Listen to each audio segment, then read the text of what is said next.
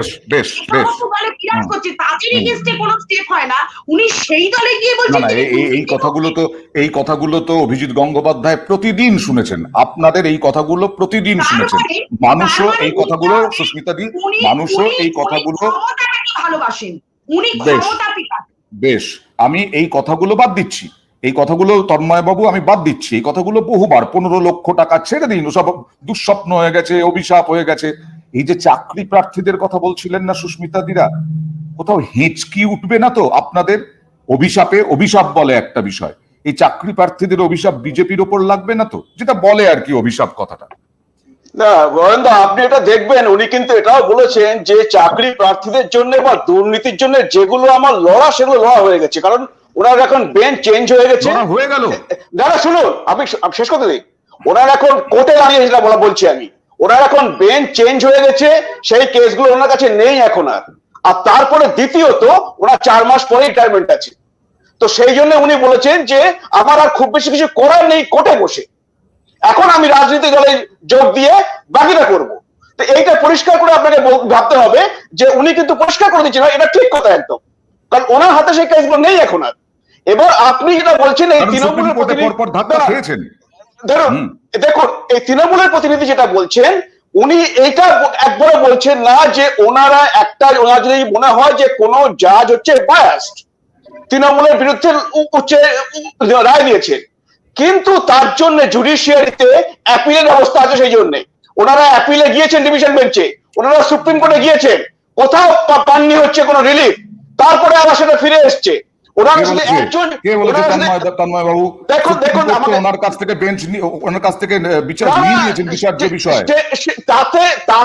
সেটা নিয়েছে, কিন্তু শুনুন, ওনারা হচ্ছে তাকেও অ্যাটাক করেছেন, সে অমৃত সিনহাকে অ্যাটাক করেছে, ওনারা রাষ্ট্রীয় মানটাকে অ্যাটাক করেছে, ওনারা হচ্ছে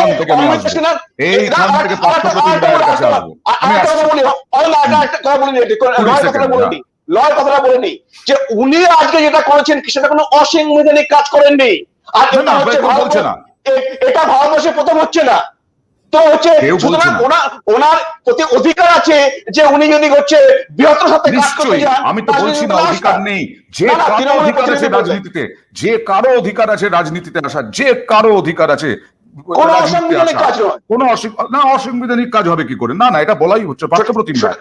এই যে আক্রমণ, অভিজিৎ গঙ্গোপাধ্যায় নাকি তৃণমূলের বিরুদ্ধে সমস্ত নির্দেশ দিয়েছেন, আরে উল্টো কথা বলছেন বিচারপতি অভিজিৎ গঙ্গোপাধ্যায়, তিনি বলছেন তৃণমূল মুখপাত্র এই পার্থপ্রতিম রায়, কুণাল ঘোষ, শান্তনু সেন, জয়প্রকাশ মজুমদার, এদের মতো লোকেরা তার অনুপ্রেরণা মাঠে নামার জন্য। কি বললেন দেখুন। আক্রমণ করা হয়েছিল, অপমানজনক কথাবার্তা বলা হয়েছিল, তারাই আমাকে বলা যেতে পারে এক ধরনের অনুপ্রেরণা জুগিয়েছেন, যে কয়েক মাস আগে চাকরি ছেড়ে বহু টাকা আর্থিক ক্ষতি হয়েছে, যে কারণে তারাই আমাকে অনুপ্রেরণা জুগিয়েছেন। তাদের মুখপাত্ররা বহু সময় অপমানজনক কথাবার্তা বলেছেন, তারা জানেনই না, কোনো শিক্ষা দীক্ষাও তাদের আসে বলে মনে হয়নি কখনো, যে জুডিশিয়ারির বিরুদ্ধে এইভাবে কথা বলা যায় না। একটা জাজমেন্টের বিরুদ্ধে অবশ্যই কথা বলা যায়, তার জন্য অ্যাপিল ফোরাম আছে, তার উপরে সুপ্রিম কোর্ট আছে। তারা তো সেখানে গেছেনই, পাশাপাশি তারা জজকে উদ্দেশ্য করে গালাগাল করেছেন। কেন না, তাদের দুষ্কৃতকারীদের, তাদের দলের, তাদের সব কেলেঙ্কারিগুলো ফাঁস হয়ে যাচ্ছিল। বড় বড় দুষ্কৃতী যারা মন্ত্রীর ছদ্মবেশে, অন্যান্য আমলার ছদ্মবেশে লুকিয়েছিলেন, তারা আপাতত জেলে আছেন, গড়াগড়ি খাচ্ছেন না 5 স্টার ফ্যাসিলিটিতে আছেন, সেটা আমি এখনো জানি না। পার্থপ্রতিম রায়, বিলো দ্য বেল্ট আক্রমণ। আমরা যদি কারো অনুপ্রেরণা হই সেটা তো ভালো, কিন্তু অনুপ্রেরণা পেয়ে উনি বিজেপিতে গেলেন, তিনি আবার বললেন যে যেহেতু তিনি ধর্মে বিশ্বাস করেন তাই সিপিএম এ নয়, তিনি বিজেপিতে গেছেন। তাহলে তিনি ভারত সেবাশ্রমে কেন গেলেন না, বা রামকৃষ্ণ মিশনে কেন গেলেন না? ওনার ব্যাখ্যা ওনার মতো দিয়েছেন। আমরা বলি যে আউট অফ বক্স একজন বিচারপতি যদি মন্তব্য করে, তার সেই মতের বিরুদ্ধে বলার অধিকার 100% সকলের রয়েছে। আমরাই দেখেছি বিচারক অভিজিৎ গঙ্গোপাধ্যায় তার সহ জাজ সম্পর্কে কি কথা বলেছেন, আমরা দেখেছি যে অ্যাডভোকেট জেনারেল সম্পর্কে তিনি কি কথা বলেছেন, পরক্ষণে আবার তিনি ক্ষমা প্রার্থীও হয়েছেন। এই যে তিনি পরস্পর বিরোধী কথা বলেন, তার কার্যকলাপেই কিন্তু পরিষ্কার। এবং একটা মামলায় যেখানে রাহুল গান্ধী কোনো যোগ সাজিয়ে নেই, রাহুল গান্ধীর কত সম্পত্তি আছে সেই প্রসঙ্গ তিনি টেনে এনেছেন। বিগত দিনে আমরা দেখেছি যে বিচার প্রক্রিয়া চলছে, যে মামলা, সেই মামলার সঙ্গে সঙ্গত নয় এমন অবান্তর কথা, এমনকি তৃণমূল কংগ্রেসের সিম্বল কেড়ে নেওয়ার কথা, তৃণমূল পার্টি অফিসের তালা ঝুলিয়ে দেওয়ার কথা, এই কথাগুলো বলার অধিকার তাকে কে দিয়েছে? তিনি বিচারক হন, যেই হন, এই কথা বলার অধিকার তার নেই। ইন্ডিভিজুয়াল কেউ যদি দোষ করে বা কালেকটিভলি কেউ যদি করে, কালেকটিভলি বলতে পারে, কিন্তু একটা দলের সঙ্গে শত সহস্র লক্ষ নির্বাচন কমিশনের আবেগ জড়িত আছে, সেই আবেগকে নিয়ে তিনি কখনো এ ধরনের মন্তব্য করতে পারেন না। তার রাজনৈতিক উদ্দেশ্য ছিল, এই উদ্দেশ্য সুপ্রিম কোর্টে গিয়ে বলেছেন, কি বলছেন আপনি?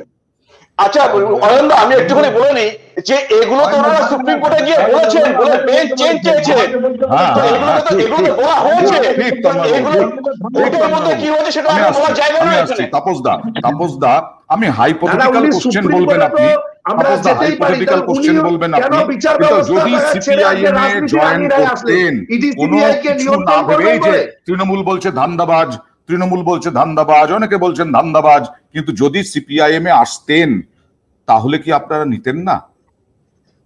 না না, আমরা তো সিপিআইএম তো আমরা কাদের নেব? চোর, ডাকাত, দুর্নীতিগ্রস্ত সাম্প্রদায়িক লোকদের বাদ দিয়ে বাকি সমস্ত শুভবুদ্ধি সম্পন্ন মানুষকে নেব?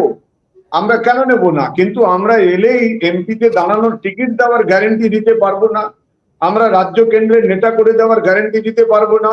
উনি আরএসএস এর পাতা ফাঁদে পা দিলেন, কিন্তু যা বক্তব্য হাজির করছেন বাম কংগ্রেস সম্পর্কে সেটা টেকে না। কারণ আমরা বামপন্থীরা কারো ধর্ম বিশ্বাসের বিরুদ্ধাচরণ করি না।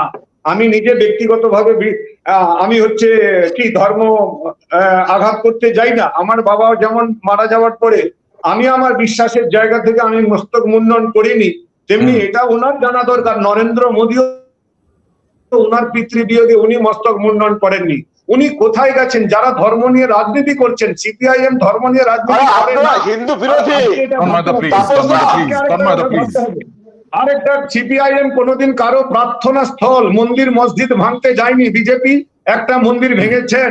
আরেকটা জিনিস, উনি তৃণমূলের বিরুদ্ধে লড়াই করবেন বিজেপির ঝান্ডা ধরে। What is the difference of TMC and BJP? ওই আরএসএস এর হেডকোয়ার্টার থেকে টিএমসিও নিয়ন্ত্রণ হচ্ছে, বিজেপিও নিয়ন্ত্রণ হচ্ছে। আর কয়েকদিন পরে নির্বাচনে এমন ঘটনা না ঘটুক, মমতা বন্দ্যোপাধ্যায় বা তৃণমূল কংগ্রেস হচ্ছে বিজেপির পার্মানেন্ট অ্যালায়েন্স। এনডিএতে আমরা দেখেছি বিজেপির সঙ্গে দীর্ঘদিন মমতা বন্দ্যোপাধ্যায়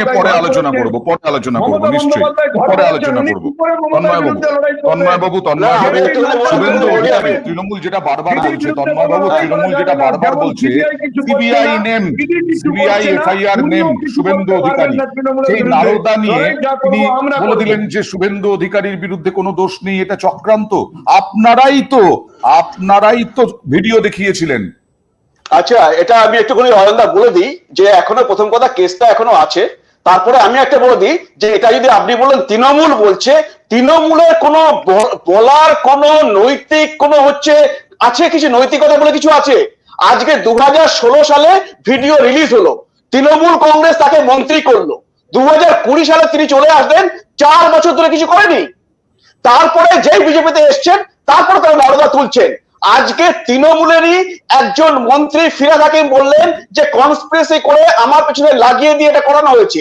শুভেন্দু অধিকারীও সেই কথা বলেছেন। আর আজকে অভিজিৎ গঙ্গোপাধ্যায় সেই কথা বললেন যে এটা ঠিক স্ক্যামের মধ্যে পড়ে না, এটা হচ্ছে একটা কনস্পিরেসি করে একটা দলেরই লোক আর একজনকে ফাঁসিয়েছে। তাতেও যদি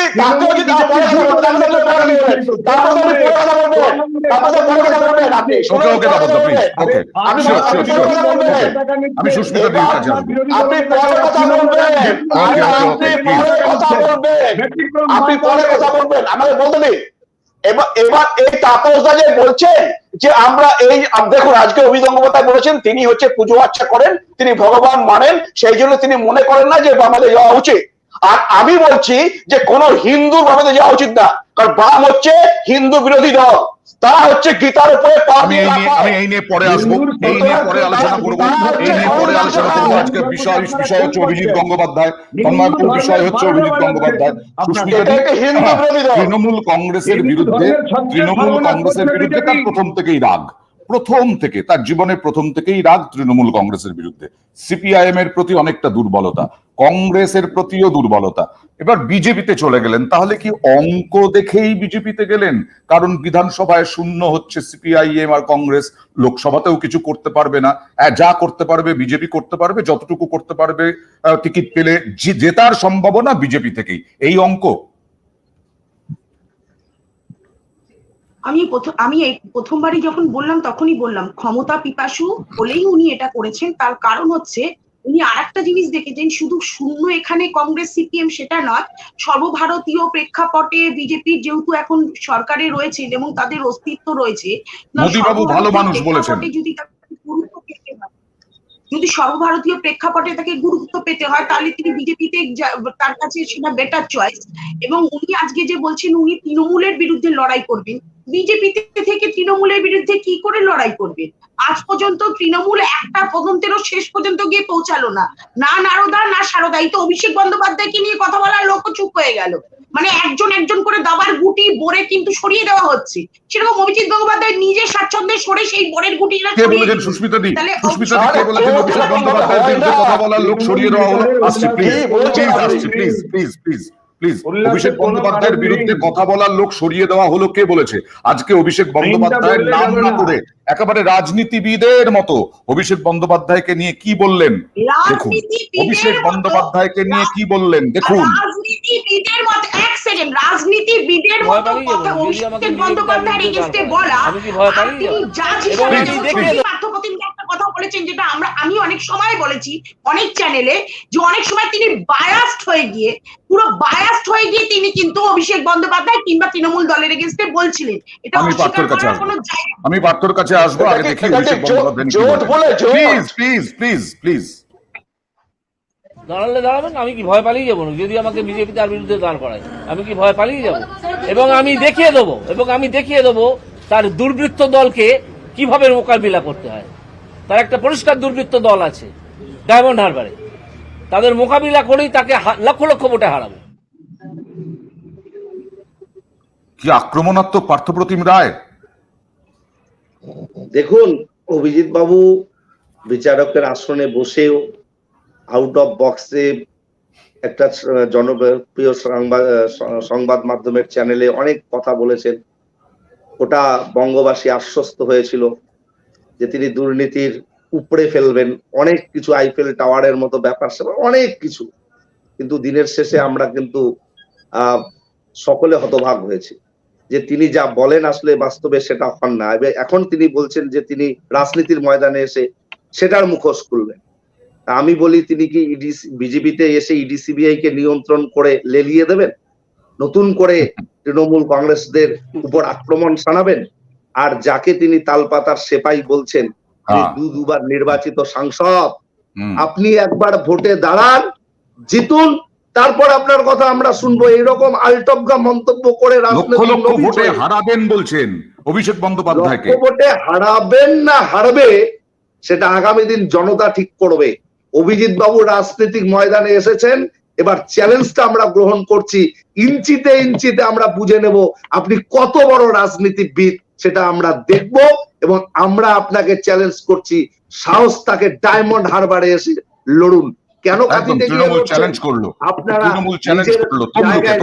আমরা সম্ভবত তমলুকে। তাপসদা কিছু বলতে চাইছিলেন? পার্থদা আবার চ্যালেঞ্জ করছেন